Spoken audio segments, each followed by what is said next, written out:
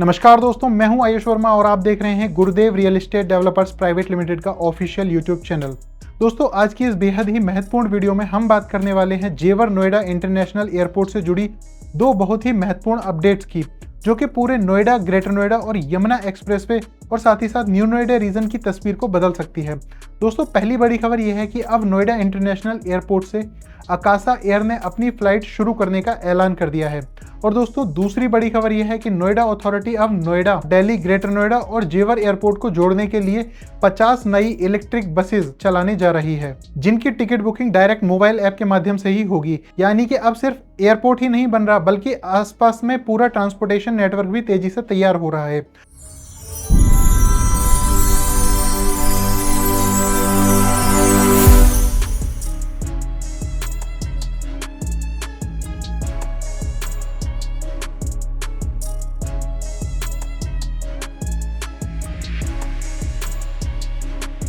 दोस्तों, काफी लंबे समय के इंतजार के बाद अब आखिरकार नोएडा इंटरनेशनल एयरपोर्ट यानी कि जेवर एयरपोर्ट से कमर्शियल फ्लाइट ऑपरेशन शुरू होने जा रही हैं। दोस्तों, रिपोर्ट की माने तो 15 जून 2026 से एयरपोर्ट पर कमर्शियल फ्लाइट शुरू कर दी जाएंगी।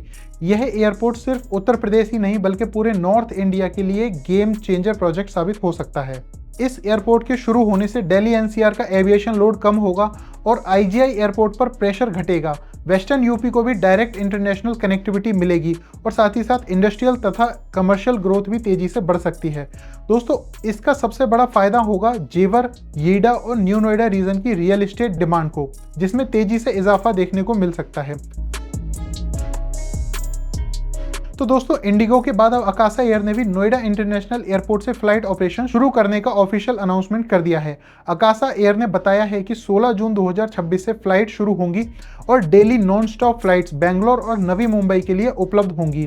यानी कि अब एनसीआर के लोगों को बेंगलोर और नवी मुंबई या फिर मुंबई रीजन से जुड़ने के लिए दिल्ली एयरपोर्ट पर डिपेंडेंट नहीं रहना पड़ेगा। पहले फेज में Akasa air Noida international airport से बेंगलोर और नवी मुंबई के लिए फ्लाइट शुरू कर रही है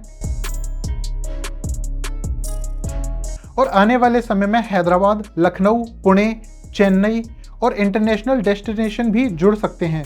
दोस्तों, अकासा एयर ने टिकट बुकिंग भी शुरू कर दी है और अब passenger official website, mobile app और ऑनलाइन ट्रैवल पोर्टल्स के जरिए टिकट बुक कर सकते हैं। इसका मतलब साफ है कि दोस्तों, जेवर एयरपोर्ट अब ट्रायल स्टेज से निकल करके एक्चुअल ऑपरेशंस की तरफ तेजी से आगे बढ़ रहा है। अब दोस्तों, यहाँ पर एक और बड़ी खबर है जो कि सामने आई है। अकासा एयर और नोएडा इंटरनेशनल एयरपोर्ट के बीच में एक स्ट्रेटेजिक पार्टनरशिप हुई है, जिसके तहत एयरपोर्ट पर एक एमआरओ फैसिलिटी यानी कि मेंटेनेंस, रिपेयर एंड ओवरहोल सेंटर बनाया जाएगा। इसका मतलब दोस्तों ये होता है कि एयरपोर्ट मेंटेनेंस अब यहीं पर होगा और एविएशन जॉब्स यहाँ पर क्रिएट होंगी। टेक्निकल इंफ्रास्ट्रक्चर भी यहाँ पर बढ़ेगा और स्किल्ड वर्कफोर्स की भी डिमांड तेजी से बढ़ेगी। दोस्तों, अब बात करते हैं दूसरी सबसे बड़ी खबर की। तो दोस्तों, जेवर एयरपोर्ट बनाना एक चीज़ है, लेकिन वहां तक आसान कनेक्टिविटी देना उससे भी ज़्यादा जरूरी होता है। और इसी को ध्यान में रखते हुए अब नोएडा अथॉरिटी नोएडा, ग्रेटर नोएडा, दिल्ली और जेवर एयरपोर्ट को जोड़ने के लिए 50 नई इलेक्ट्रिक बसेस चलाने की तैयारी कर रही है। ये इलेक्ट्रिक बसेस अगले 1 से 1.5 महीने में शुरू की जा सकती हैं और रिपोर्ट्स के अनुसार ये बसेस बोटेनिकल गार्डन से परी चौक, नोएडा से जेवर एयरपोर्ट, ग्रेटर नोएडा से एयरपोर्ट कॉरिडोर और नोएडा से गाजियाबाद की कनेक्टिविटी और ग्रेटर नोएडा वेस्ट रूट्स पर चलाई जाएंगी। दोस्तों, ये सिर्फ साधारण बसेस नहीं होंगी, बल्कि इनमें modern AC facilities, comfortable seating, digital ticketing, online payment, app based booking और डेली तथा मंथली पास जैसी सुविधाएं भी उपलब्ध रहेंगी। अथॉरिटी मिनिमम फेयर केवल 10 रुपये रखने की तैयारी कर रही है। सबसे खास बात यह है कि अब इन इलेक्ट्रिक बसेस की टिकट बुकिंग मोबाइल ऐप से होगी और passenger online seat booking, QR based ticket, digital payment और मंथली पास जैसी सुविधाओं का इस्तेमाल कर सकेंगे। यानी अब पब्लिक ट्रांसपोर्ट भी स्मार्ट और डिजिटल होने जा रहा है। दोस्तों, अब जरा ध्यान से समझिए, जब किसी रीजन में international airport, electric public transport, metro planning, expressway connectivity, industrial development, film city और कमर्शियल प्रोजेक्ट्स एक साथ आते हैं, तो वहां सिर्फ इंफ्रास्ट्रक्चर नहीं बनता, बल्कि पूरा इकोनॉमिक सिस्टम तैयार होता है। और यही अब जेवर, येडा और न्यू नोएडा बेल्ट में देखने को मिल रहा है।